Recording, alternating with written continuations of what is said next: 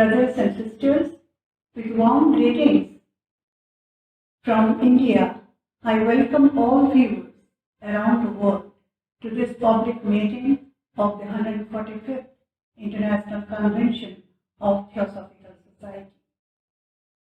Though virtual, it is unique and truly international in the true spirit of universal brotherhood. This evening's speaker is Mr. Tim Boyd, the International President of the Theosophical Society at Chennai, India. It is a pleasure and privilege on my part to introduce the speaker of this evening, Mr. Tim Boyd, a person with a ready smile on his face. He is the 8th International President of the Theosophical Society since its founding in 1875.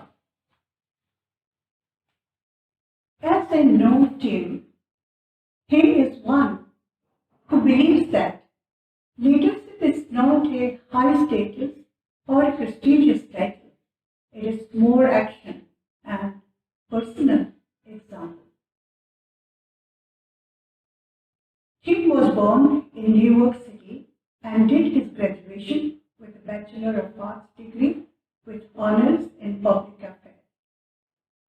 He joined the Theosophical Society in 1974 with Bill Lawrence, a TS member and mentor, and some others. He founded a theosophical community in Chicago's inner city.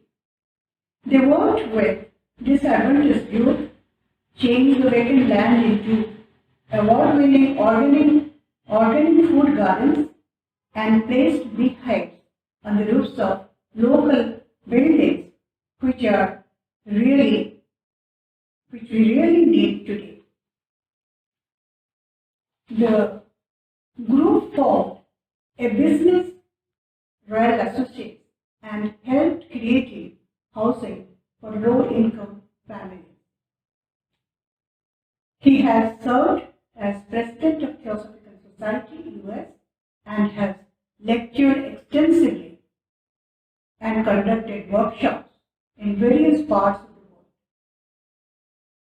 He was also elected as the President of Theosophical Order of Service, US, and in that capacity, his involvement with the Chushul orphanage in Tibet gave him an opportunity to invite Dalai Lama to Chicago in July 2011 for a 2-day event.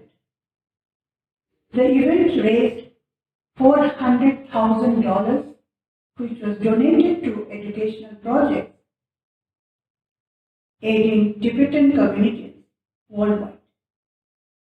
After the demise of the former president, Dr. Radha Bornier, Tim was elected as International President, Theosophical Society at in 2014. Tim is a leader in the true sense who has the capacity to translate a vision into reality. Transformation is his key word. As a practical theosophist, he believes in transforming the knowledge into action in our everyday life. He is in fact a rare combination of wisdom, vision, dynamism, and a very balanced mind. One great thing about Tim is he never has any anger issues, and his wife confirmed it. His humility, simplicity, candid manner, effective oratory, compassionate heart, and cool temper make him popular in the theosophical world. His is a happy family with a supportive wife, Lily, and a very caring daughter, Angelique.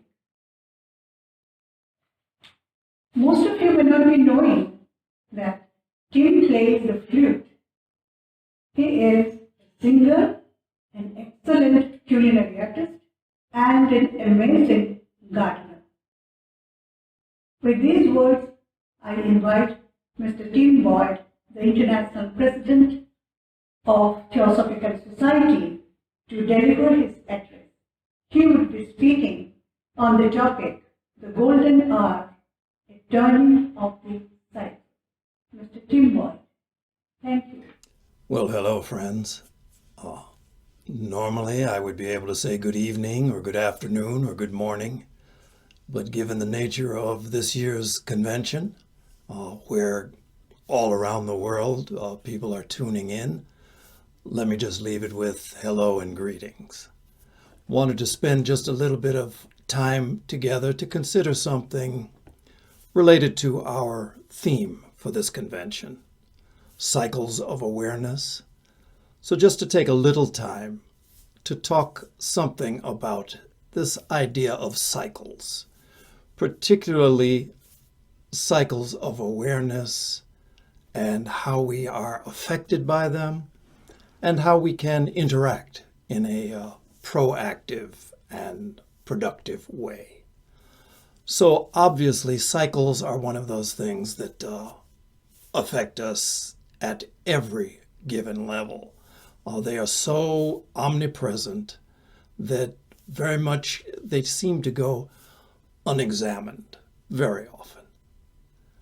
H.P. Blavatsky, in her introduction to the Secret Doctrine, where she speaks about 3 fundamental propositions, moves in on this subject of cycles in her second proposition, in which she notes that cycles are something that are so common, so universal, that we are constantly in the presence of some form of cycle, and we're always aware at some level. She lists specifically the idea of day and night, life and death, sleeping and waking, as being just such common, such a part of our everyday experience, that they indicate to us the presence of what she describes as a fundamental law of the universe. So this is the approach that we want to take with this as we talk about it. There are so many cycles, many of which we are aware of at the personal level, day and night, the cycles of the seasons, all of those sorts of things we're aware of. But there are cycles at many, many other levels within which we participate, although largely unaware. There are very, very minute cycles that are taking place continuously. I mean, even within the body. Probably most of you were not aware that during the course of this past day, there were more than 2 trillion new cells that were formed within the body.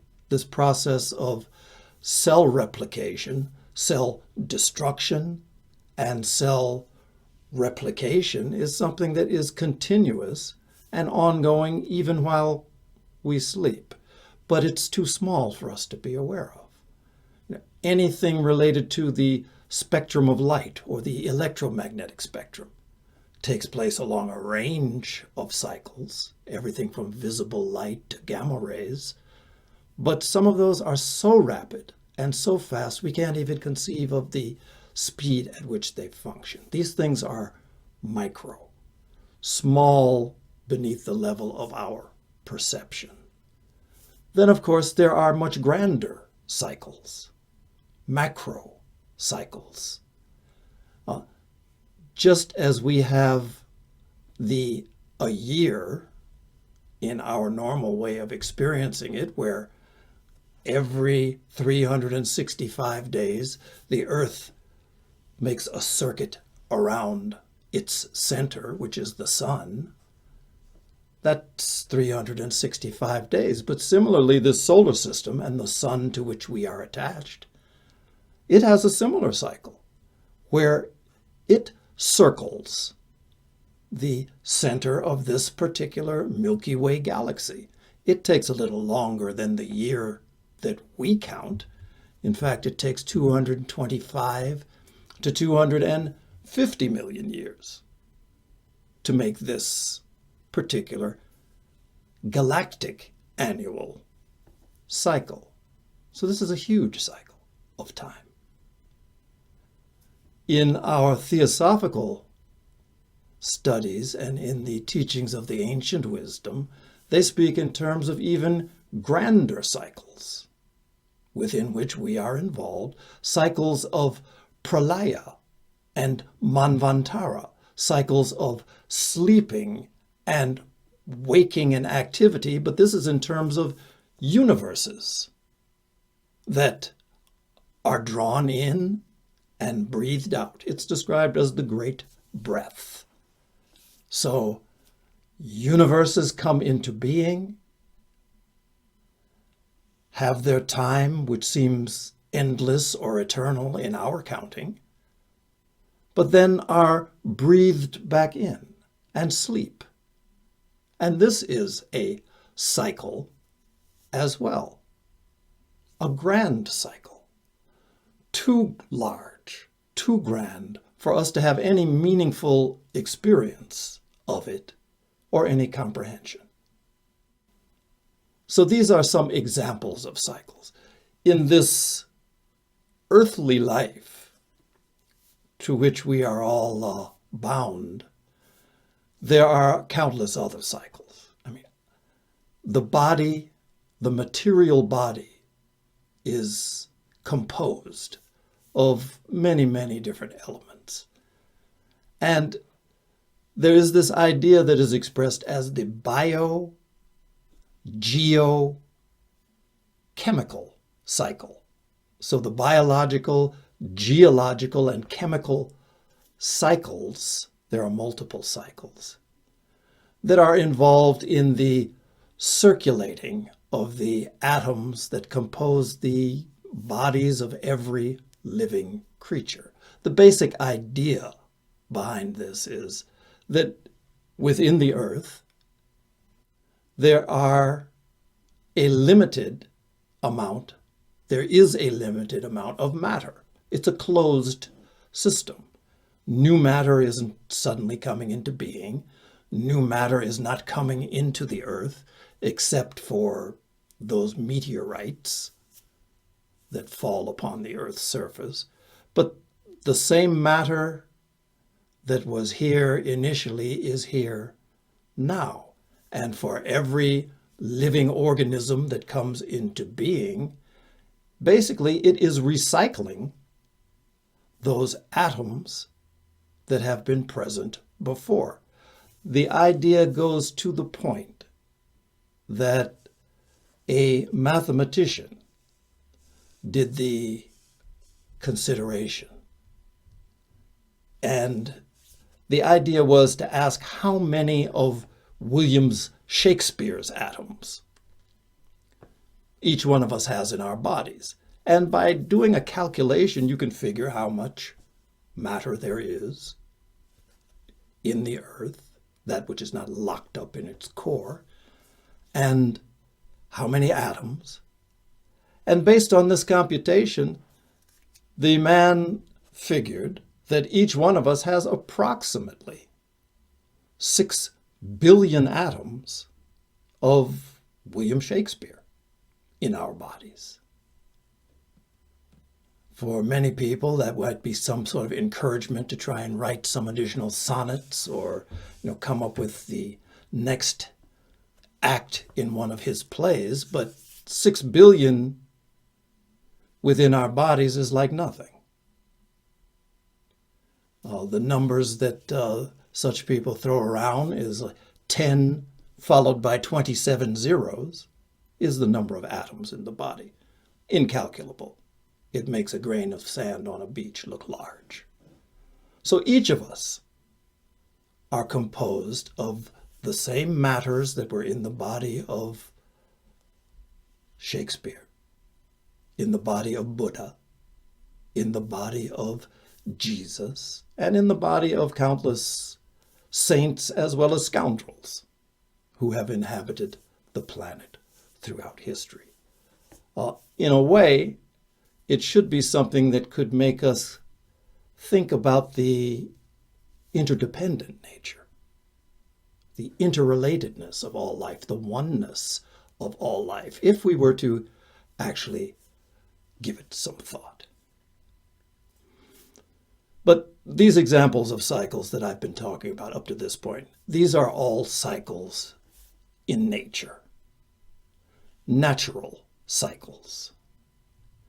For those of us who find ourselves drawn to what we might describe as a spiritual path, then a question should come to mind, for each of us as perhaps a spiritual practitioner. We need to ask ourselves, is it possible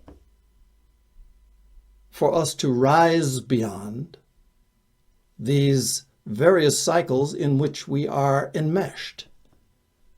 For the person who is a spiritually oriented or spiritually aspirational person, you find yourself asking, is freedom a possibility? So bound do we seem to be in these various cycles of nature. At a certain level, it is clear that we are chained to nature and to all of its various cycles. For any embodied being, for any being that has a material body, such as the human being, nature is inescapable. And probably it could be said that nature is very brutal in its practices, in its cycles. The weak do not survive in nature. But then again, neither do the strong. Ultimately, anything, anyone that is born is engaged in a certain cycle, a cycle of birth, of growth, of decline, and of what we describe as death. And that applies to anyone. You look at the greatest among us. Buddha passed through this cycle. Jesus, the same thing, whether it's a human being, a tree, a star, a galaxy. The natural cycle is identical. Every one of us passes through this. These cycles in nature are all worthy of study and understanding so that we can interact with that aspect of our being intelligently. But for the person who finds themselves drawn to a spiritual path, there are other cycles, and there is another cycle particularly that is supremely important to become aware of. We're talking about cycles of consciousness, cycles of awareness. In the language of Eastern spirituality, there's a term that cuts across all of the various practices typical to India, for instance, all of the various traditions. And the word is samsara, a Sanskrit word which literally means wandering. But it's very descriptive of a cycle in which we are all, as sentient, as beings with consciousness, engaged in. It describes the repetitive cycle of birth, of suffering, of death that is fueled and continued by what is described as ignorance. Ignorance not being the same as not knowing, but the idea that everything that we perceive as real is incorrect. So, fueled by ignorance, this cycle of repetitive birth, decline, death, suffering continues. And it's often depicted as a wheel that has various stations on it. And much like the cycles in nature, we find ourselves chained to this cycle of samsara, with one very important difference. The difference is that the reason we are so closely linked to this constant rebirth and the suffering that it entails is because of unawareness. Awareness permits for the ending of this particular cycle. To become aware presents the possibility of freedom. That possibility arises with the rising of awareness. So, awareness then being so important, the question we have to ask ourselves is awareness of what? I mean, it's not enough to know that this cycle exists, although that is a beginning, because for many, that level of consideration hasn't even been given to it. But the all-important awareness is an awareness of the all-importance, the primacy of consciousness. Consciousness is not bound to matter. Consciousness participates in matter, expresses itself through, but it's not identical with it, and it's not bound to those processes. And all of the spiritual traditions of the world, and the ageless wisdom that embodies theosophy, points to and gives guidance in how it is that we address this process, how it is that we find the possibility for freedom that allows us to first see the cycle in which we are continually engaged and perpetuating, and then to actually find a way to interrupt that cycle. This is the basis of any valid spiritual tradition, and they all give guidance on these things. In the many spiritual traditions of the world, point to a very important sort of beginning point for loosening the bonds of this grip we find ourselves in. And it begins with an awareness that just as we see from our study or just casual observation of the way things seem to work, it does in fact seem that everybody that comes into this world leaves. That the idea that every single body dies and then something happens. To people who don't give any thought to it, it's one of those frightening mysteries. But the first step always is to become aware of a certain impermanence. We're not here forever. Anybody comes and everybody goes. And when we become aware of that, not just as a general idea, but the idea that in fact this is something that occurs and it will happen to me. That type of thinking leads us to next steps, or it can.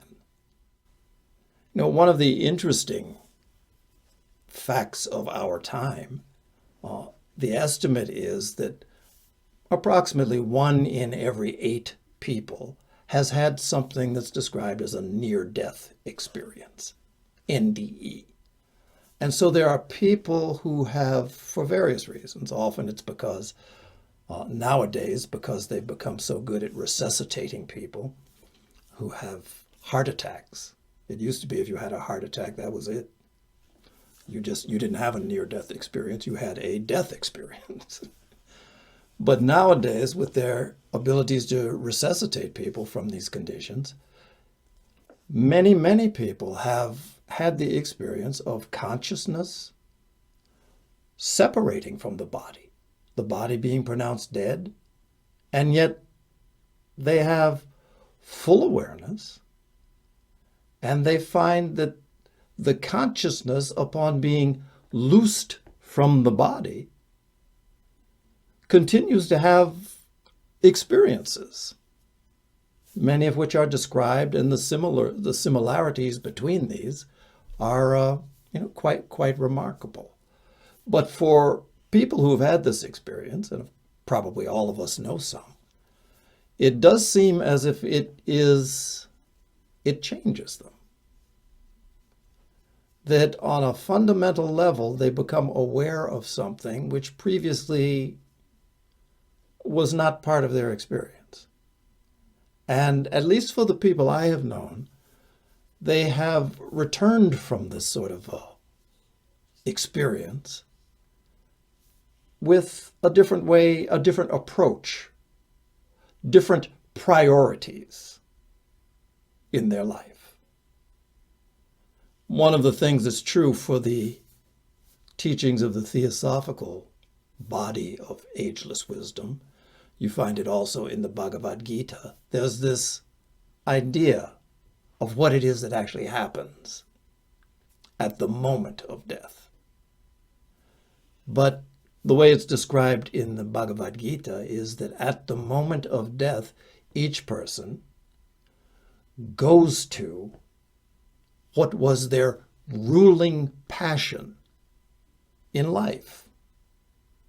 So someone who was a materialist is drawn into a material realm on this other side, or their minds are fixated upon matter, which is no longer available to them. For someone who had an idea of a heaven world, they're drawn toward that as their ruling passion. Whatever has been our ruling passion in life is what we are drawn toward, or probably more correctly, we could say, are propelled to. The same thing comes up in the Mahatma letters, in one of the letters from KH. So each one of us has this experience. And so for people who have recognized this, then it sets in motion a possibility. The possibility being that whatever is or has been the ruling passion, that we can recognize that we have some choice in this matter.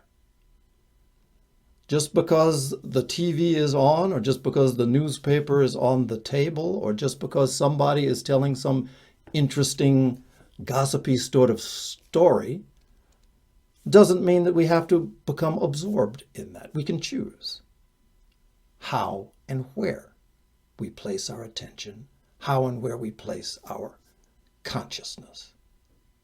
All of the spiritual traditions of the world give guidelines in how to further this prioritizing of the use of our consciousness, of its unfoldment. In Mahayana Buddhism, there is a very powerful and I think something that is really effective in terms of an approach to focusing, to prioritizing the life energies. the basic idea is that we're here for a short time. And so how do we use that time? And then it's often expressed that we look around and judge for ourselves what it is that might be useful. In Mahayana Buddhism, there is always the example of the Buddha that's held up before everyone, the enlightened one, whose earlier life is known, the story of the Buddha, before he became the Buddha. He's thought of in this phase of seeking enlightenment as the bodhisattva. So a bodhisattva is one who has pledged themselves to a very specific, what is described as bodhisattva vow.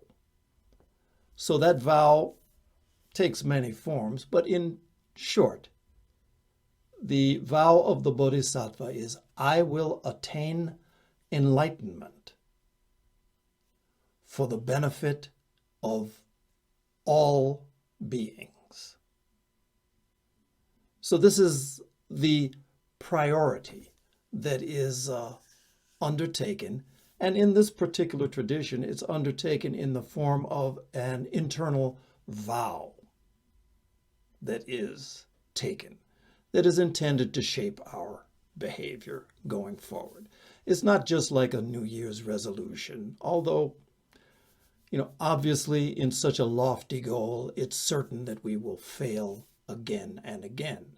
But the idea is that we continue to try, that if in fact it's something that is significant enough that it becomes a vow or an oath that we take, then it's something that we may stray from, but we will always try to come back to. This is in Mahayana Buddhism. So the idea being that we prepare our consciousness, we deepen our awareness with the aim that it can be something of benefit to others. At the Feet of the Master, the young Krishnamurti points out a similar thing when he talks about how it is we are to study, what it is that we are to fix our attention on with the idea of liberating the mind. And, the things we can study obviously are infinite. Just on my bookshelf, the last time I moved from Wheaton, where I was living, to Chicago, I had to get rid of 30 boxes of books. Prior to that, when I moved from Chicago out to Wheaton, in Illinois, when I was president of the American section, I had to get rid of 70 boxes of books just to have 70 boxes of books left. So there's an infinite amount of things we can study. Books are coming out every day and it's endless. So what do you study? What is it that will be most valuable and most useful in this bodhisattva sort of ideal? And Krishnamurti's statement was that you study, but you study first that which will most help you to help others. That's the standard. And that's broad. So similarly, this is, again, the idea of discrimination, the idea of developing an approach, developing a discernment that can tell what's good, what's better, what's best, and then trying to apply it. H.P. Blavatsky, founder of the Theosophical Society, the principal founder, late in her life, she became a little bit dissatisfied with the growth and the progress of the Theosophical Society, of this Theosophical movement, and the way it was expressing itself. At its very beginnings, she was instrumental in attracting attention to theosophy. And one of the ways she did it, she had was quite well known for producing a variety of phenomena, just things that didn't occur in the normal course of day-to-day. Levitating things, having things knock on tables and walls, and just a remarkable array that were witnessed and people wanted to try to understand. This was her initial motivation, to present these things because it would be something that would attract attention of a thinking group of people, and it did that. And so you found that the Theosophical Society's ranks swelled with people who were fascinated with phenomena. Out of those, only a very few had a great interest in what was behind the production of those things. What was it? What was the bigger picture that these things connected one to? A lot of people were interested in the circus aspect. So she became rather dissatisfied with the fact that there were so few who really were looking to change, who really were looking to impact the world with this principle, fundamental idea of brotherhood, unity, the oneness of all life. To find a living expression of that was the focus. And that was the thing that everybody seemed to miss. And so at a certain stage in her life, she described the Theosophical Society in two ways. First, she said that it was a stupendous success. It was a stupendous success in terms of presenting these formerly exotic ideas such as reincarnation, karma, states of consciousness, the idea that this is an intelligent universe throughout its parts, there is no empty space, the ideas of self-responsibility, that we are instrumental in the unfoldment of our consciousness or in constricting it. All of these ideas that were presented, that the Theosophical Society was a stupendous success in terms of broadening the view, in terms of putting these ideas at the doorsteps of a global audience, whereas before no such consideration was possible.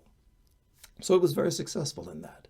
In this same note that she wrote, she said the Theosophical Society was also a dead failure. And it's challenging to try and think about how these two ideas can fit together. On the one hand, a stupendous success. On the other hand, a dead failure. But it was in terms of the different avenues in which the efforts and the unfoldment of this body of people that was called the Theosophical Society were moving along different lines. The one, the passing and the sharing of an information and conceptual source was very well developed. But in its main function, which was to be a nucleus of what was then described as the universal brotherhood of humanity, of the unity of humanity, the non-separateness of humanity as one whole and something that can be expressed in the lives of its individual parts, us. That was something where she found that there was continually failure. That a genuine sort of fraternal, brotherly, familial relationship among people was something that was difficult to establish. And she got very frustrated with that. And toward the end of her life, she determined that she would work with a few, that the Theosophical Society's focus was on the many, but she wanted to work with a few to really ground these principles in their consciousness and to express them.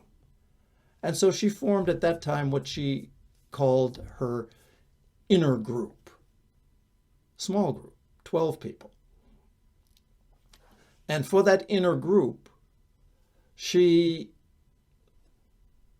talked to all of them to say that this sort of choosing to take part in this effort was something that was, in fact, quite a serious choice that one was making.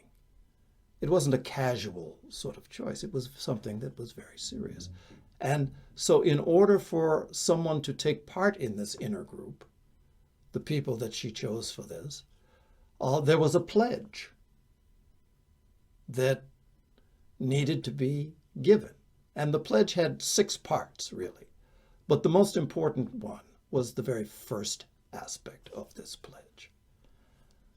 In the pledge, the very first thing that one pledged themselves to was to endeavor to make theosophy a living factor in my life. I pledge myself to endeavor to make theosophy, the ageless wisdom,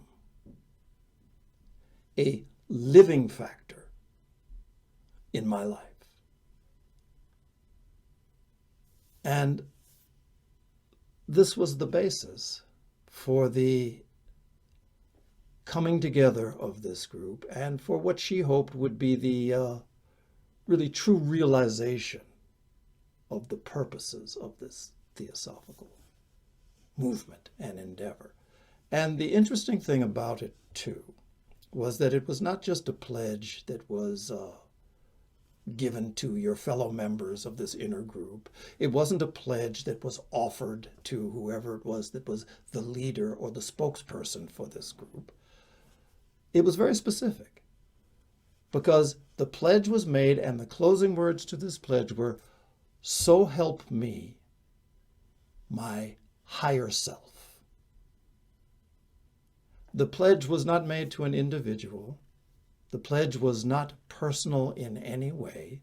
It was made to this higher self out of which all souls are emanated. She described it as universal and secondless, first without a second. This higher self, that the aid, the flowing of this higher self was what was the factor that would make this pledge real. So there is this process that a vow, that a pledge, that a determined direction, a determination of the will to direct the consciousness. There is something that this sets in motion. It begins with imagining the possibility, and then committing to that possibility. In whatever way that we are able, we commit. And this is really where the power comes. The higher self does not grant favors. It's not like the traditional sort of approach to prayer that many people engage in, which is a begging for undeserved favoritism. That's not the way these things work. So,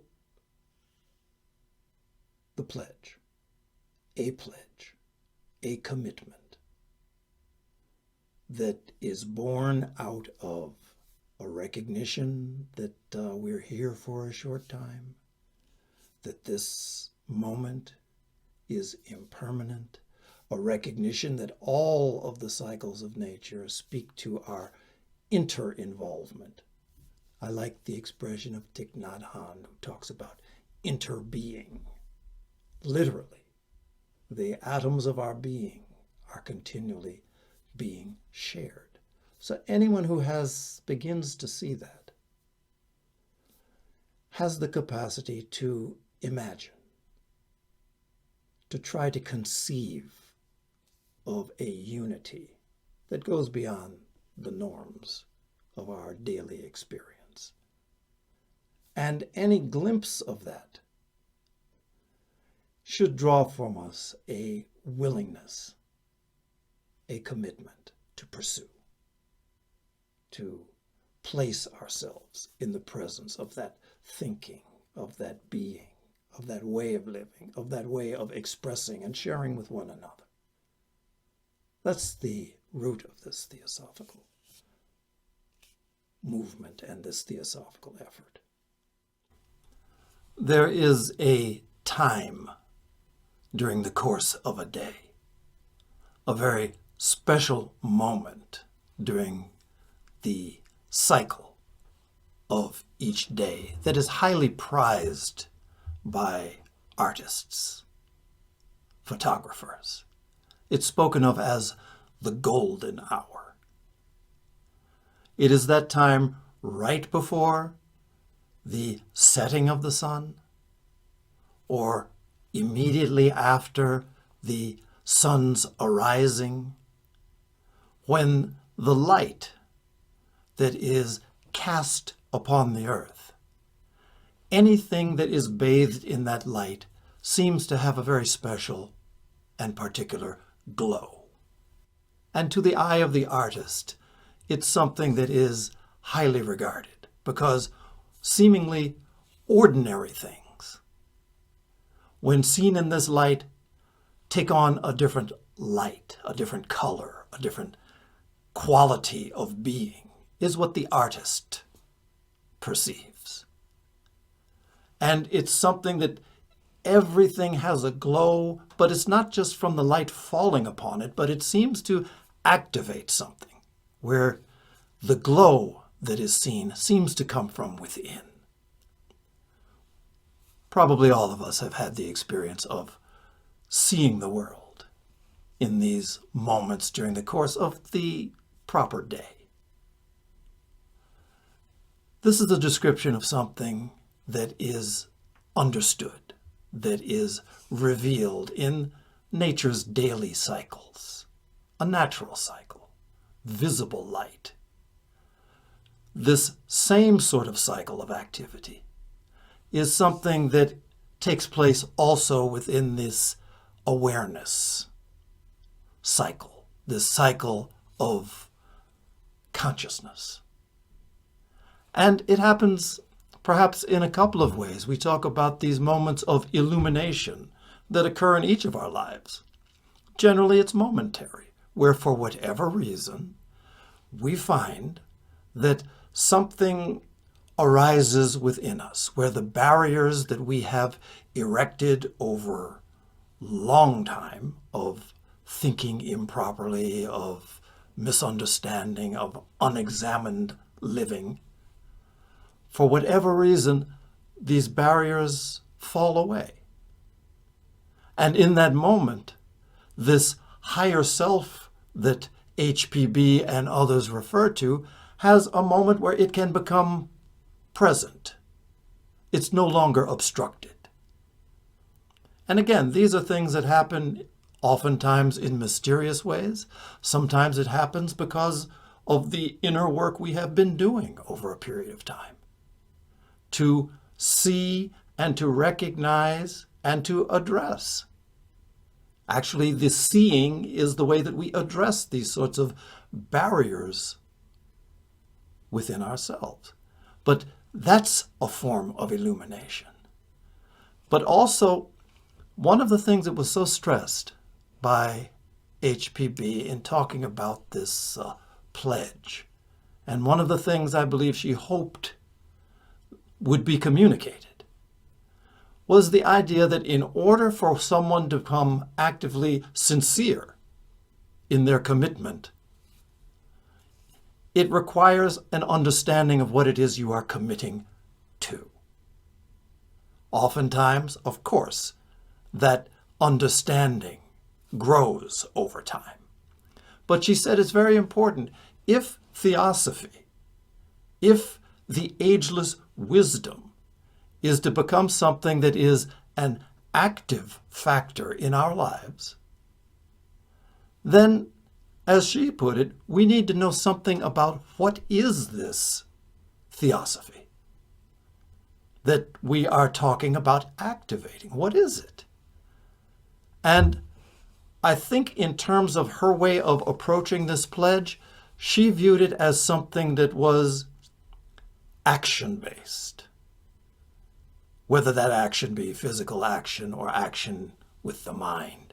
That it was something that was rooted in the active expression of a state of consciousness, of a state of awareness, of a way of seeing that moved us to express it. So particularly her focus was on compassionate activity. Oftentimes in various circles, people think in terms of service activity, but really we're talking about compassion as expressed in our actions toward others, and in the silent action that takes place within our own minds of how it is we regard others, our quality of seeing. So in this view, this golden hour makes itself known, makes itself felt by others in every compassionate act that flows from us, in every deepened understanding that we find a way to share with others, not just intellectual understanding, but understanding of the fabric that we are all a part of, the oneness that is at the root of this whole theosophical movement. So act by act, thought by thought, we are bringing this golden hour, this moment, into being.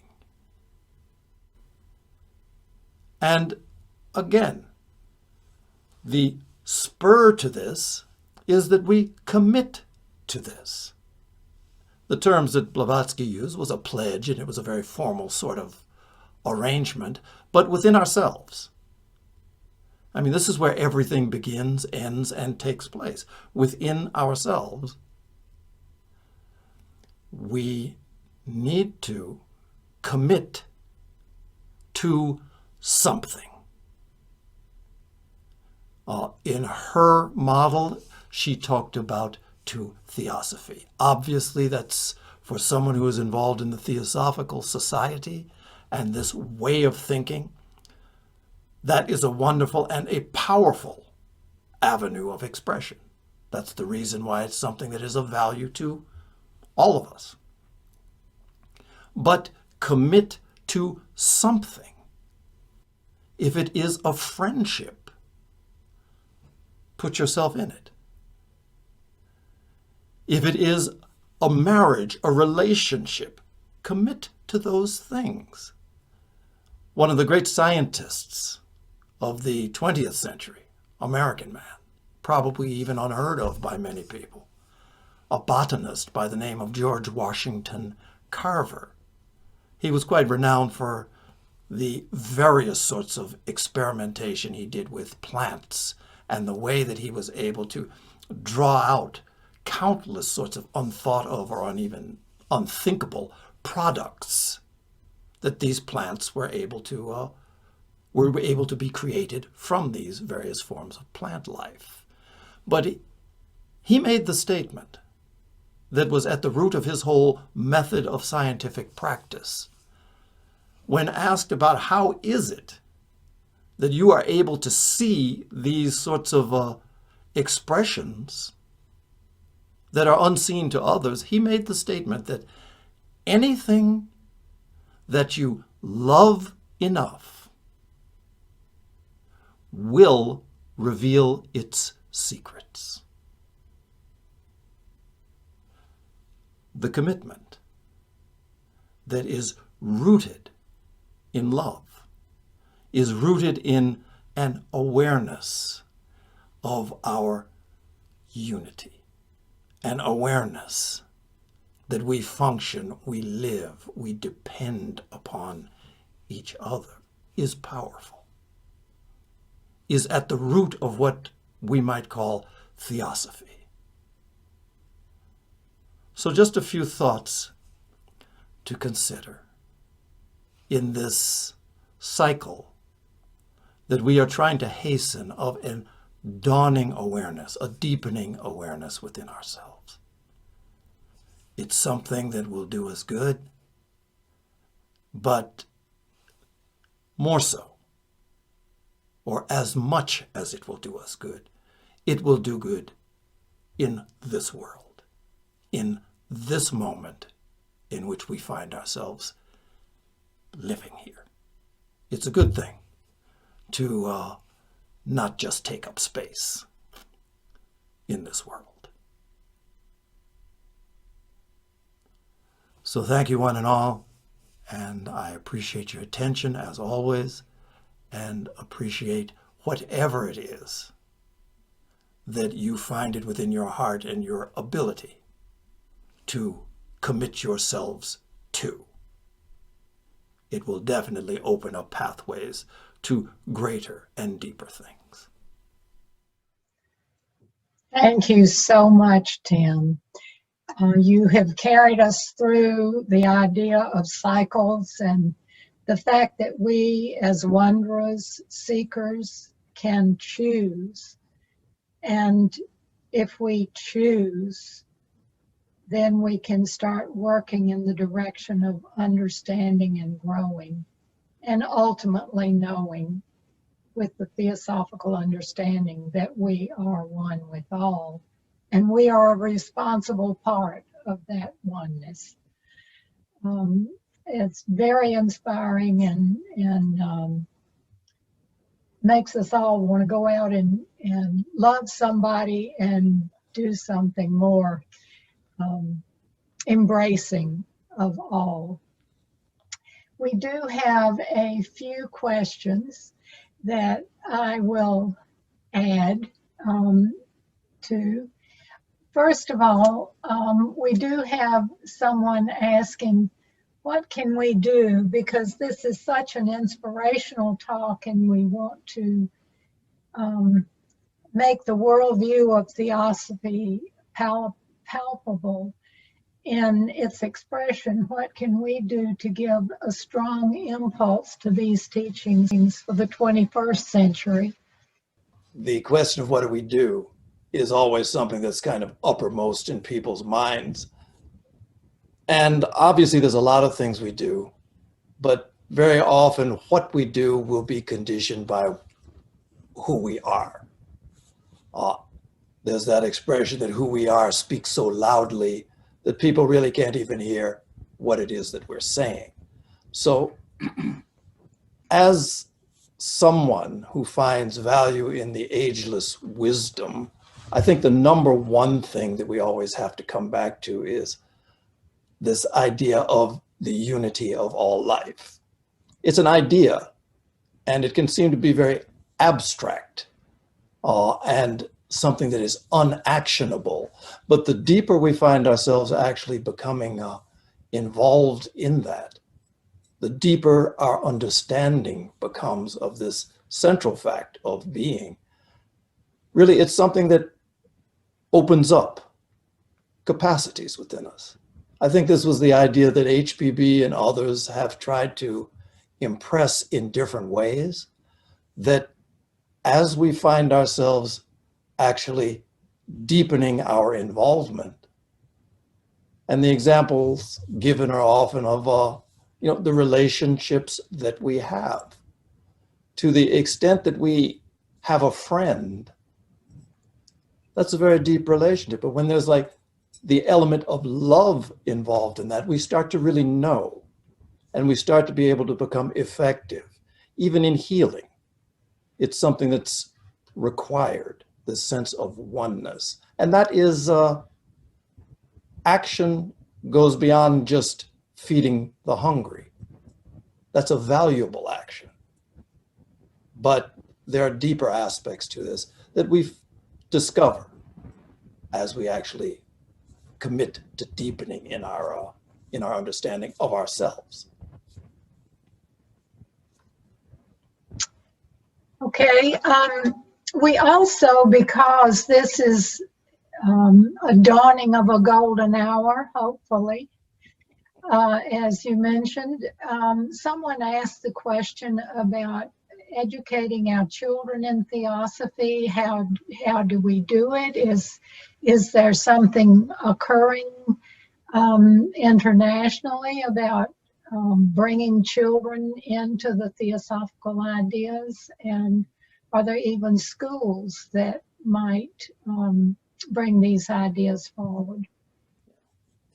I know for myself, I always find myself coming back to, Albert Schweitzer was a great humanitarian. He was a Nobel Prize winner. And he was also known for his work in service to others. And he was asked, what is the best method of teaching? He was actually asked, is example the best way to communicate, to teach? And his response was, example is not the best way to teach. It is the only way to teach. And so I think, just the idea of passing on concepts to others is very limited. And, churches, temples, politicians, they all do that very well. They pass on ideas, they pass on beliefs, and assist in further deepening our conditioning. I do believe that part of the point of this whole theosophical movement, or any movement that claims to be genuinely spiritually oriented, is to try to create some sort of experience of actual freedom from conditioning. So in our relationship with children, probably the best way that we communicate is as parents or as people who fall within the sphere of other children. They're looking at us. They're always watching. Children have never been very good at doing what we say, but they've always been good at imitating our examples. So the words are meaningful, but the life we live is much more meaningful. Of course, with what we're doing in Adyar and even elsewhere in the world, we have a variety of different situations for children. We have a social welfare center for the smallest kids. We have a school that has been operating for those who previously were not receiving any education whatsoever, that Colonel Alcott founded, and that's been around for 126 years now, completely free. We also have a new school, which we started in the last year and a half, that's focused on this kind of unconditioned approach, not non-competitive, non-punitive approach to education. All of these things are experiments, and we will try to see how they work and always try to think in terms of how we can make it better. Okay, and I'm also aware of the school in the Philippines. Yeah, of course. The Golden Link School. There are a number of schools in the Philippines. Right.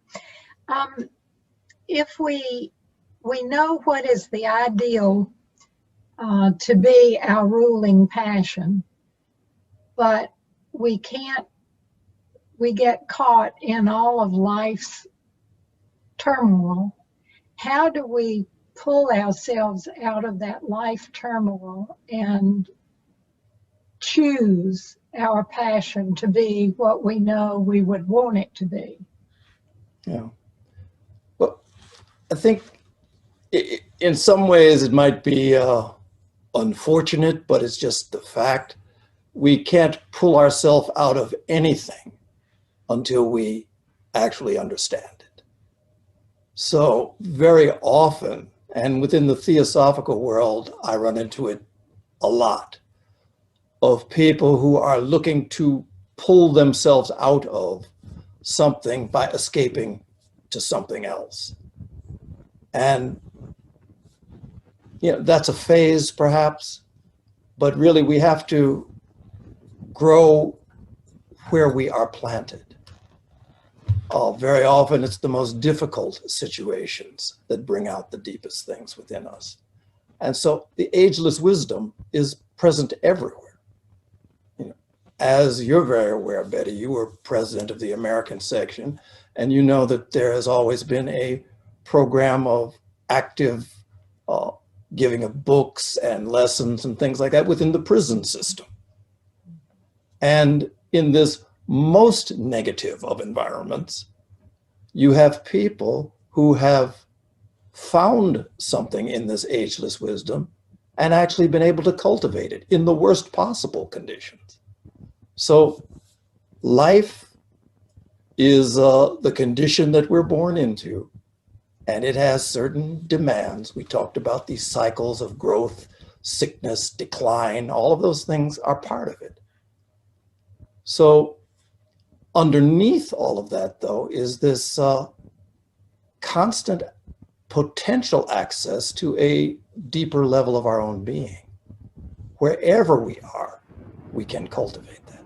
Within the theosophical tradition, we talk about study, meditation, and then service, conscious, compassionate activity as those things which activate it by basically removing the barriers to its natural expression. So this is one of the things that I would think would be a better focus rather than how it is we can get away from what it is that we're experiencing. Now, our conditions, the circumstances change as we change.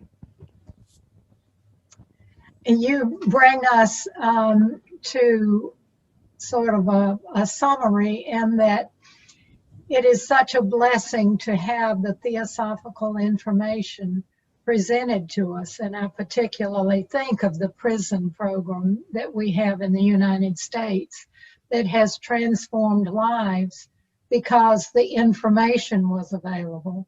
Yeah. And this conference itself being so international and virtual makes it possible to be worldwide, that the information is available. And we have gotten a lot of comments of people saying how grateful they are for this conference, for all of the work that the coordination is just amazing. The languages and the time frames and the presenters. So I think this is the dawning, the golden hour, that we are seeing new ways of information getting to people so they can direct their focus and have something to choose. The potential is there. So that exhausts our questions. I want to thank you for a very inspirational presentation. It makes us all realize whatever we're doing, we have the ability to choose, to focus, and to transform. Thank you, Tim. Thank you. Thank you for being with us, Betty.